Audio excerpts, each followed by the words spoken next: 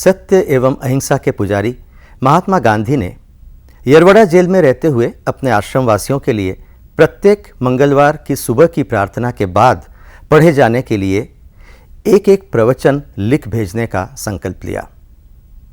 ये प्रवचन चूंकि मंगलवार की प्रभात बेला को लिखे जाते थे, इसलिए इन प्रवचनों के संग्रह का नाम मंगल प्रभात रखा गया।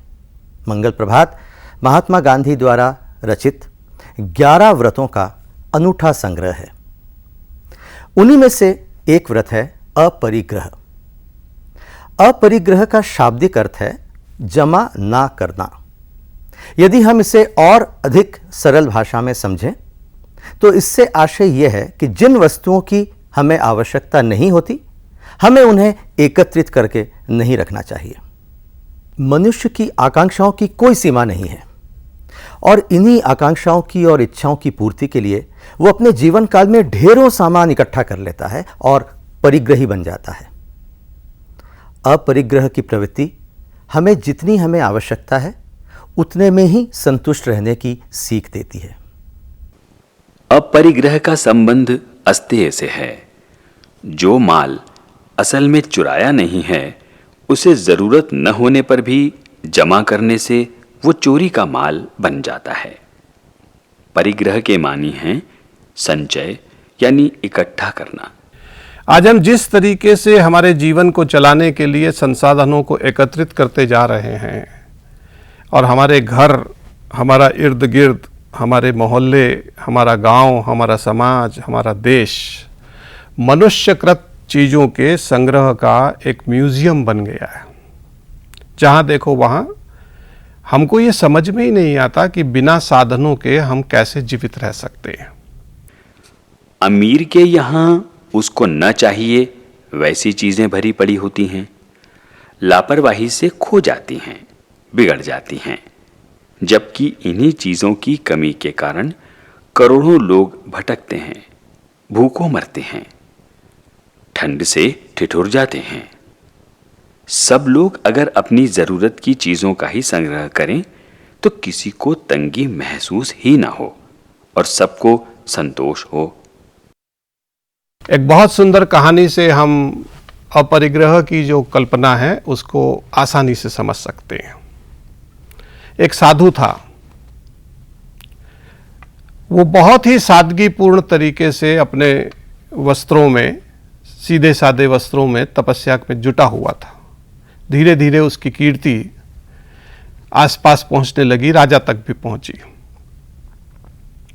राजा उनके दर्शन के लिए आए और साथ में बहुत ही वैभवशाली वस्त्र, रेशमी वस्त्र, सुंदर वस्त्र उनके लिए लेकर उनको भेंट किए और कहा, महामना आप इनको स्वीकारिए। तो उन संत महात्मा ने राजा से एक ही सवाल किया कि मैं इनको स्वीकार नहीं कर सकता। प्रतिप्रश्न हुआ, क्यों? महात्मा ने कहा, आप बताइए कि आपके राजकाज में, आपके राजमहल में एक बहुत निष्ठावान सेवक है जो प्राणपण से आपकी रक्षा कर रहा है, प्रतिष्ठा कर रहा है, आपकी सेवा कर रहा है। क्या कोई नया व्यक्ति आपको और आकर्षक आके मिल जाए तो उसको हटा के उसको रख लेंगे? तो राजा ने कहा, नहीं, यदि निष्ठावान है, स्वामी भक्त है, मेरी पूरी सेवा कर रहा है, पूरी निष्ठा से कर रहा है, तो मैं उसको नहीं हटाऊंगा। तो महात्मा ने कहा कि मेरे शरीर पर जो वस्त्र हैं वो मेरी वर्षों से सेवा कर रहे हैं, तो आपके इन नए वस्त्रों को पाने के लिए मैं अपने पुराने वस्त्रों का क्यों त्याग करूं? तो ये जो भावना है ये हमारे जीवन में आनी चाहिए। पर आज हो ये गया है कि हम इसके बिल्कुल उलट अपरिग्रह को त्याग के परिग्रही हो जाते हैं। जिन चीज़ों से हमारा काम चल जाता है उनको त्यागने में हमको एक क्षण का समय भी नहीं लगता, नई चीज के आकर्षण में आके। इसी का नतीजा है कि आज की दुनिया में हमको सब और खास करके शहरी और आधुनिक सभ्यता में सिवाय परिग्रह के कुछ भी दिखाई नहीं देता। इतना याद रखने लायक है कि जैसे चीजों का अपरिग्रह होना चाहिए, वैसे ही विचारों का भी अपरिग्रह होना चाहिए। जो आदमी अपने दिमाग में बेकार का ज्ञान भर रखता है वो परिग्रही है। जो विचार हमें ईश्वर से विमुख करते हैं, फेर लेते हैं, ये ईश्वर की ओर नहीं ले जाते, वे सब परिग्रह में गिने जाएंगे और इसीलिए छोड़ने लायक हैं। ज्ञान की ऐसी व्याख्या भगवान ने गीता के 13वें अध्याय में दी है। वो इस मौके पर सोचने लायक है। अमानित्व वगैरह को गिनाकर भगवान ने कह दिया है कि उसके अलावा जो कुछ है वो सब अज्ञान है। परिग्रह किसी भी चीज का हो सकता है, केवल संसाधनों का नहीं, साधनों का नहीं, केवल संपदा या संपत्ति का ही नहीं। परिग्रह की जो मनोवृत्ति है वो मनुष्य को हिंसा की ओर ले जाने वाला एक नया रास्ता बताती है। हम मामूली दर्जे के सत्याग्रही, जिज्ञासु लोग आदर्श को ख्याल में रखकर जैसा बन पड़े हमेशा अपने परिग्रह की जांच करते रहें और उसे कम करते जाएं। सही सुधार, सच्ची सभ्यता का लक्षण परिग्रह बढ़ाना नहीं है, बल्कि सोच समझकर और अपनी इच्छा से उसे कम करना है। ज्यों-ज्यों हम परिग्रह घटाते जाते हैं, त्यों-त्यों सच्चा सुख और सच्चा संतोष बढ़ता जाता है, सेवा की शक्ति बढ़ती जाती है। इस तरह सोचने पर और बरतने पर हम देखेंगे कि आश्रम में हम बहुत सा संग्रह ऐसा करते हैं जिसकी जरूरत हम साबित नहीं कर सकेंगे, और ऐसे बिन जरूरी परिग्रह से पड़ोसी को चोरी करने के लालच में फंसाते हैं। हमारे यहाँ दक्षिण भारत में एक रमन महर्षि नाम के बहुत बड़े संत हुए। उनके आश्रम की एक कथा जो है वो अपरिग्रह की जीवन वृत्ति की बहुत ही जीवंत कहानी है। एक दिन रात को रमन महर्षि के आश्रम में चोर आ गए और चोरों ने आके वहाँ जो अनाज के 2-4 बोरे रखे हुए थे वो उठा के ले गए। सुबह हुई, शिष्यों को मालूम पड़ा कि आश्रम में अनाज के बोरों की चोरी हो गई है, तो शिष्य एकदम उत्तेजित हो गए और रमन महर्षि के पास गए और कहने लगे कि हम पुलिस में जाके रिपोर्ट करते हैं।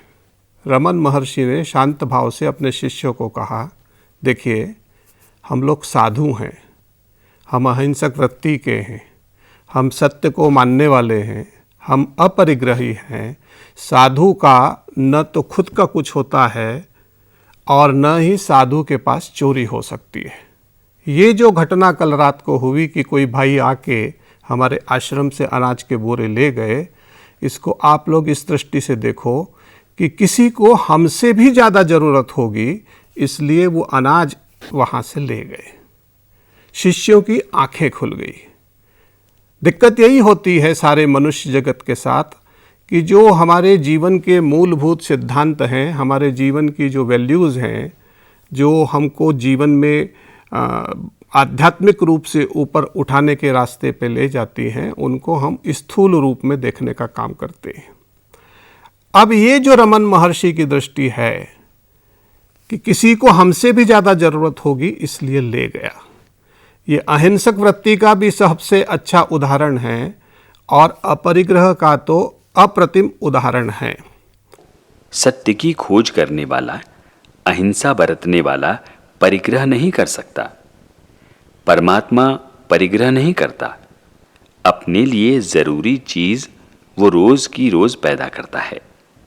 इसलिए अगर हम उस पर भरोसा रखते हैं तो हमें समझना चाहिए कि हमारी ज़रूरत की चीज़ें वो रोज़ाना देता है, देगा। औलियाओं का, भक्तों का यही अनुभव है। रोज़ की ज़रूरत जितना ही रोज़ पैदा करने का ईश्वर का नियम हम नहीं जानते, या जानते हुए भी पालते नहीं। इसलिए जगत में असमानता और उसमें से पैदा होने वाले दुख हम भुगतते हैं। अपरिग्रह का एक बहुत ही अद्भुत दृष्टांत मुझे स्मृति में आ रहा है। हमारे देश के प्रधानमंत्री पंडित लाल बहादुर शास्त्री, उनका जीवन जितना सादा था, उनका आचरण जितना जीवंत था, उनके जीवन की एक कहानी है। आज़ादी के आंदोलन में कांग्रेस पार्टी, वो जीवनदानी थे, वो कोई आजीविका नहीं कमाते थे, पूरा जीवन उन्होंने देश के लिए अर्पण कर रखा था। तो उस जमाने की कांग्रेस पार्टी उनको अपना घर परिवार चलाने के लिए 50 रुपया मानदेय देती थी। एक दिन शास्त्री जी के अभिन्न मित्र उनके पास आए और उन्होंने शास्त्री जी से कहा, शास्त्री जी मेरा बेटा बहुत बीमार है, मैंने बहुत कोशिश की, 50 रुपया मुझे चाहिए, यदि वो मिल गया तो मैं इलाज करके उसकी जान बचा सकूंगा। शास्त्री जी ने कहा कि आपको पता है कि मुझे 50 रुपया मानदेय मिलता है, 28-29 तारीख है, सारा पैसा करीब करीब खत्म हो गया, इस समय मेरे पास पैसा नहीं है, मैं चाहकर भी आपकी मदद नहीं कर सकता। ये बात शास्त्री जी की पत्नी सुन रही थी। ललिता शास्त्री बाहर आई, उन्होंने 50 रुपये निकाल के शास्त्री जी के हाथ में रखे, अपने मित्र को दे दीजिए। शास्त्री जी ने अपने मित्र को दे दिए। फिर अपनी पत्नी से पूछा कि आपके पास ये 50 रुपये कहाँ से आए? ललिता जी ने उत्तर दिया कि मैं हर वर्ष आप जो हर माह आप 50 रुपया जो देते हैं, उसमें किसी तरह से 10 रुपये बचा के अपने घर को चला लेती हूँ कि आपातकाल में वो पैसा काम आ जाएगा। ये 50 रुपये वही थे। अगले दिन शास्त्री जी ने कांग्रेस कमेटी को पत्र लिखा कि मेरी पत्नी 40 रुपये में घर चलाना सीख गई है, अगले माह से मुझे 40 रुपया ही मानदेय दिया जाए। अब ये अद्भुत बात है, हमको सपने जैसी लग सकती है, पर जो लोग अपरिग्रह को अपने जीवन का अंग मानते हैं, उनको कोई कष्ट नहीं होता। हमको कदम कदम पे कष्ट होते हैं, क्योंकि हम अहिंसा, सत्य, अस्तेय और अपरिग्रह को उन लोगों की बातें मानते हैं जो साधु हैं, संत हैं, सामान्य मनुष्य नहीं है। करोड़पति भी अरबपति होना चाहता है, फिर भी उसको संतोष नहीं होता। कंगाल करोड़पति होना चाहता है, कंगाल को भरपेट ही मिलने से संतोष होता हो ऐसी बात नहीं है। फिर भी उसे भरपेट पाने का हक है और उतना पाने वाला उसे बनाना समाज का फर्ज है। इसलिए उस गरीब के और अपने संतोष की खातिर अमीर को पहल करनी चाहिए। अगर वो अपना बहुत ज्यादा परिग्रह छोड़े तो कंगाल को अपनी जरूरत का आसानी से मिल जाए और दोनों पक्ष संतोष का सबक सीखें। महात्मा गांधी का जो सबसे निचोड़ वाला दर्शन है कि हमारी इस धरती माँ में प्राणी मात्र की आवश्यकताओं को पूरी करने की क्षमता है, पर किसी एक के भी लोभ लालच को पूरा करने की नहीं। ये अपरिग्रह की इससे अद्भुत व्याख्या हो ही नहीं सकती। लालच बुरी बला है, ये एक पुरानी कहावत है, लेकिन ये कहावत अपरिग्रह के परिप्रेक्ष्य में पूरी तरह सटीक बैठती है। आज हर व्यक्ति के दिल में अपने घर, अपने वाहन की इच्छा है, आकांक्षा है। ये इच्छा शायद अपने आप में गलत नहीं है, लेकिन जब यही इच्छाएं एक घर प्राप्त करने के बाद उससे बड़ा घर, एक वाहन प्राप्त करने के बाद एक और वाहन या उससे बेहतर वाहन की लालसा करने लगता है, तो स्थिति विकट हो जाती है। क्योंकि तब शायद हम हमारे हसरतों, हमारी आकांक्षाओं के जाल में इस कदर अंधे हो जाते हैं कि किसी ज़रूरतमंद की मूलभूत सुविधाओं के लिए भी हम कुछ वस्तुओं को छोड़ना नहीं चाहते, और यही परिग्रह है। परिग्रह की भावना आज एक व्यक्ति से उठकर समाज में और समाज से बढ़कर एक राष्ट्र में विस्तार पा चुका है। उदाहरण के तौर पे सारा विश्व दो खेमों में बढ़ चुका है, अमीर देश और गरीब देश। जो अमीर देश हैं वो पूरे विश्व के प्राकृतिक संसाधनों पर अपना कब्जा जमाकर उसका अत्यधिक दोहन करना चाहते हैं। प्रकृति ने भी इसके लिए अपना प्रकोप दिखाना शुरू कर दिया है, जिसे हम अतिवृष्टि, अनावृष्टि, तापमान में बेमौसम बदलाव आदि में देख सकते हैं।